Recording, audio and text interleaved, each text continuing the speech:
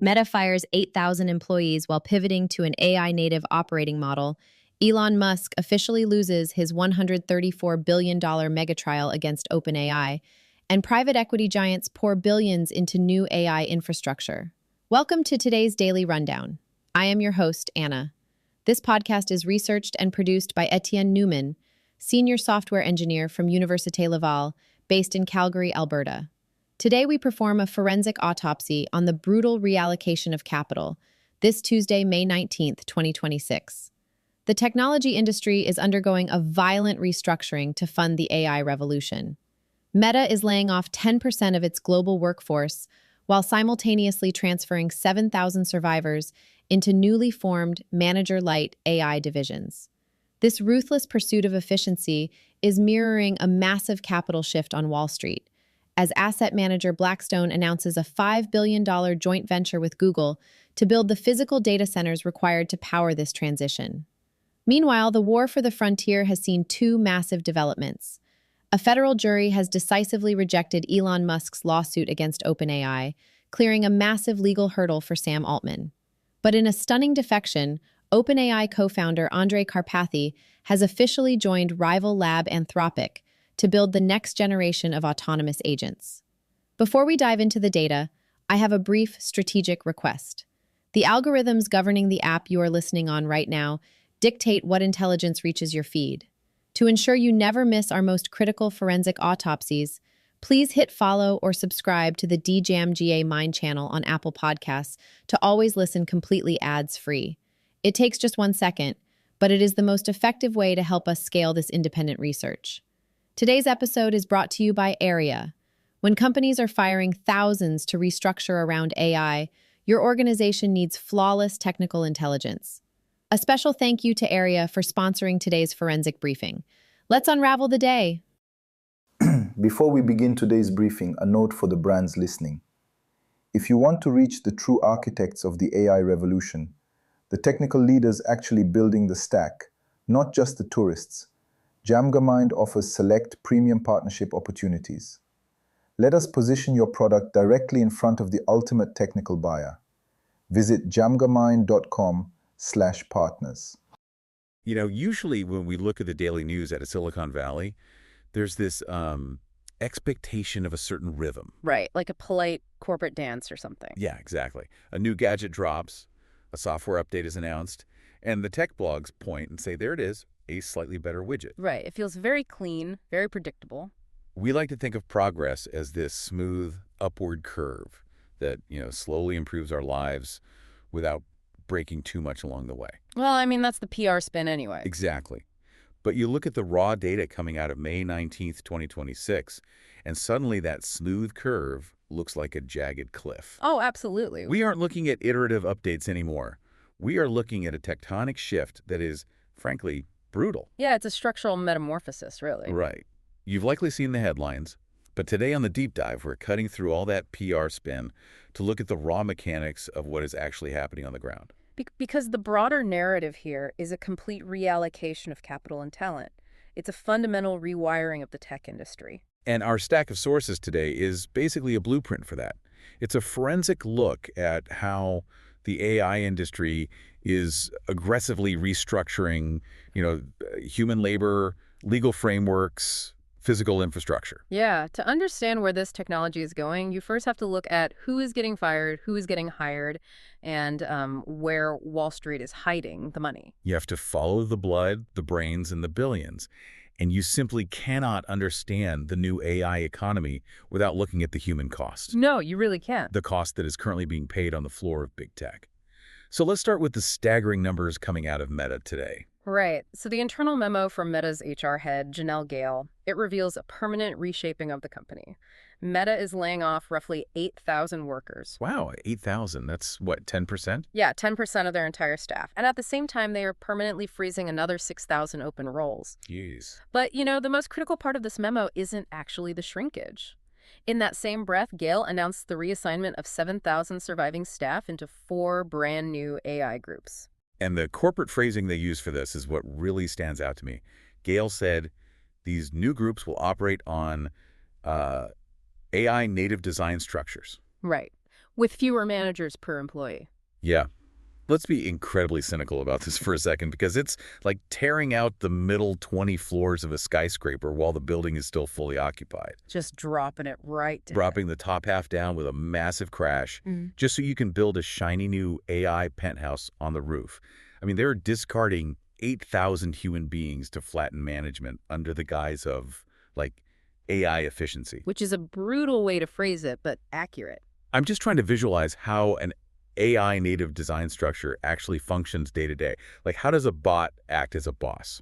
Well, it functions by automating the connective tissue of a corporation. Think about what a middle manager actually does on a Tuesday. Right, lots of meetings. Meetings, sure, but they route tickets, they review code for quality assurance, they aggregate daily stand-up reports, and, they assign resources based on bottleneck analysis. Okay, so a lot of administrative routing. Exactly. Meta is placing a massive, irrevocable bet that artificial intelligence agents can now execute those administrative loops autonomously. So no more JIRA tickets. Well, instead of a human project manager reading a JIRA ticket and pinging a developer on Slack, the AI native structure digests the raw code, tests it, flags the errors, and routes the necessary adjustments without a human ever touching the workflow. Wow. Yeah, this isn't a cyclical cost-cutting measure for a bad quarter.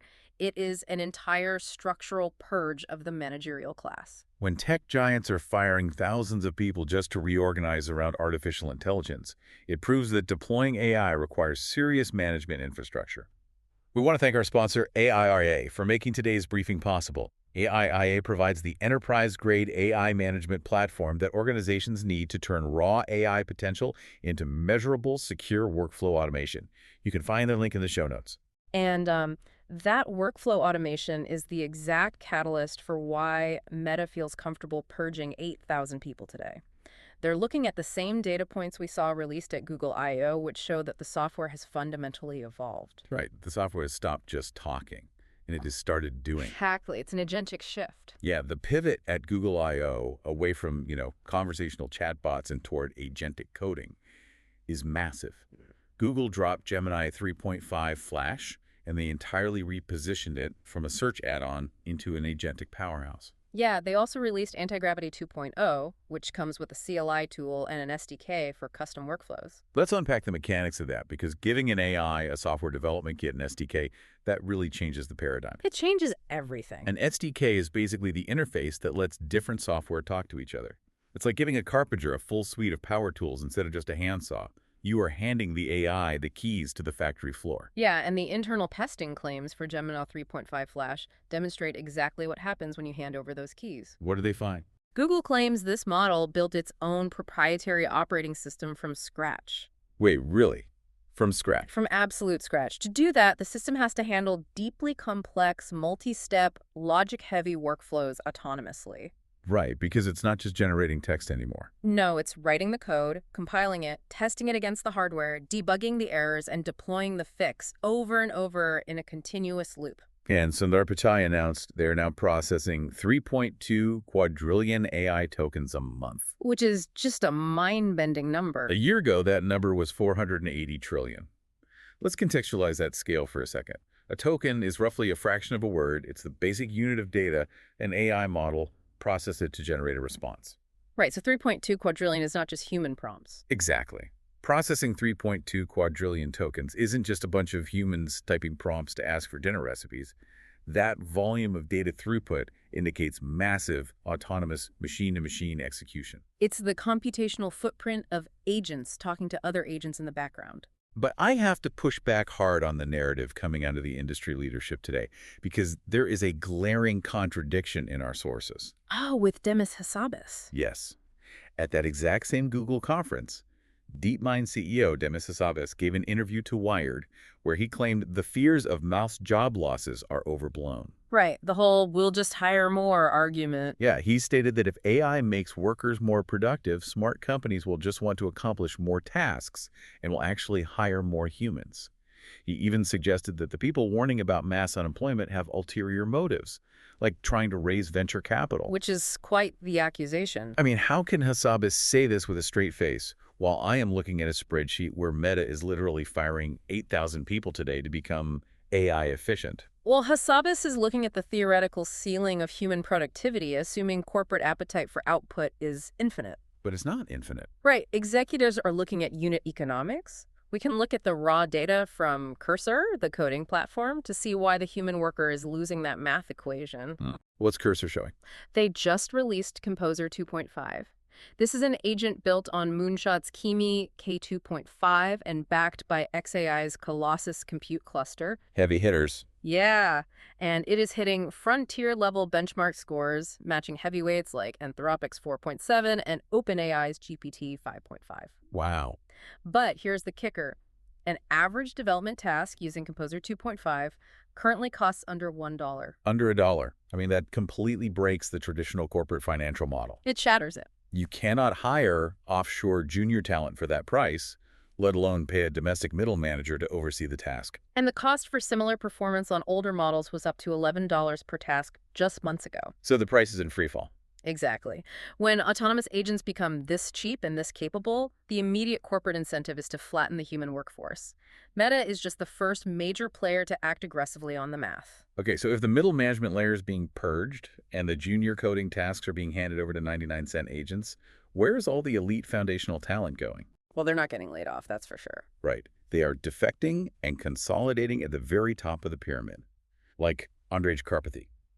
When the guy who helped found OpenAI and led Tesla's autopilot vision team officially defects to Anthropic, that is a massive market signal. It's huge. He dropped his education startup, Eureka Labs, today specifically citing that he was blown away by the rapid progress of agentic AI for coding. And you have to remember, Karpathy had previously been skeptical of agentic abilities. Right. He thought it was years away. Exactly. He assumed we were much further away from reliable autonomous action. His pivot tells you exactly where the actual frontier of the technology is right now. The ecosystem is hardening rapidly. Yeah, it's hardening around these foundational monopolies. Anthropic didn't just hire Karpathy today. They also acquired Stainless, the startup that builds all their official SDKs and developer tooling. So they are vertically integrating. They aren't just building the AI brain anymore. They are buying the company that makes the nervous system, connecting that brain to the rest of the software world. Meanwhile, OpenAI just announced a massive partnership with Dell to run their Codex agent directly inside corporate data centers.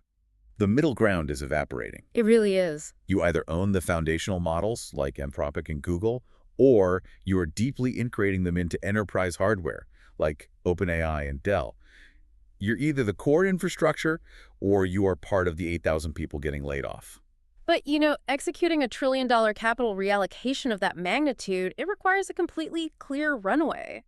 What do you mean by clear runway? Well, these foundational monopolies cannot terraform the global economy if they have legacy lawsuits threatening their core corporate structures. They have to clear the ghosts of their past. Oh, the lawsuits. Right, and that legal runway was permanently cleared today. Elon Musk lost his $134 billion Megatrial against Sam Altman and OpenAI. And it wasn't even close. No, the speed of this verdict is what makes it historically significant. This was a 3-week, incredibly complex federal trial in Oakland over whether OpenAI broke its foundational nonprofit commitments. Right. Musk wanted the court to claw back $134 billion. Yeah, remove Altman from power and entirely unwind OpenAI's 2025 restructuring. And the federal jury deliberated for less than 2 hours. Which is wild. 2 hours of deliberation on a case of that complexity is a definitive rejection of the premise. It's like a messy tech divorce where someone suddenly realizes the prenup was written in crayon on a napkin. Exactly. Judge Yvonne Gonzalez-Rogers didn't just dismiss Musk's claims of breach of charitable trust as untimely. She brutally told his lead counsel she could throw out any appeal on the spot. Yeah, she had zero patience for it. And this is the final legal blessing for the new AI world order. Because it removes the existential risk. Exactly. The threat of Musk unwinding OpenAI was the last major existential risk to the corporatization of artificial intelligence. By crushing this lawsuit so definitively, the corporate restructuring of OpenAI is locked in. The path is completely cleared for unrestricted capital flow. So they have the legal clearance, they have the elite talent consolidated at Anthropic and Google, and the agentic models are efficiently writing their own operating systems. Which leaves one final bottleneck in this entire equation. Physical reality. Yep. You have 3.2 quadrillion tokens of compute firing every month. That data has to live somewhere. It requires massive infrastructure. Exactly. Blackstone and Google are teaming up to launch a brand new U.S.-based AI infrastructure company. Blackstone is pouring $5 billion in equity capital into this joint venture and taking a majority stake. And Google is supplying the custom chips, the tensor processing units, with the goal of bringing 500 megawatts of compute online by 2027. Led by Benjamin Traynor-Sloss, Google's former chief programs officer. But looking at the balance sheets, Google practically prints cash. They do. Why do they need to give a majority stake to a Wall Street private equity firm like Blackstone just to build data centers? Because the scale of physical infrastructure required has transcended what even the most cash-rich tech companies can navigate alone. 500 megawatts is enough power to run a medium-sized city. A whole city, just for servers. Right. The energy and real estate requirements for the next generation of AI data centers require physically terraforming the power grid. Tech groups are quietly scoring legislative wins to secure clean energy rules that actually allow for gas-powered data centers. Wait, they're going back to natural gas? Yeah, they are so desperate for electricity, they are rewriting environmental regulations to burn natural gas just to keep the servers running. That is insane. It is an industrial revolution level build-out. And private equity firms like Blackstone bring localized political leverage, massive commercial real estate portfolios, and the raw capital required to navigate zoning boards and build physical monoliths. Google provides the silicon, Blackstone provides the concrete and the politicians. Wow. And this brutal restructuring, the tearing down of the occupied skyscraper, the massive Wall Street capital expenditure, the talent consolidation, it isn't just a theoretical exercise playing out in corporate boardrooms anymore. No, it's actively bleeding into the physical consumer market today. The outputs of this massive compute surge are hitting the end user. Over at Google I/O, the hardware's finally catching up to the software. Yeah, we're seeing some wild stuff there. There is heavy speculation around their nano banana image model getting an upgrade to fight off OpenAI.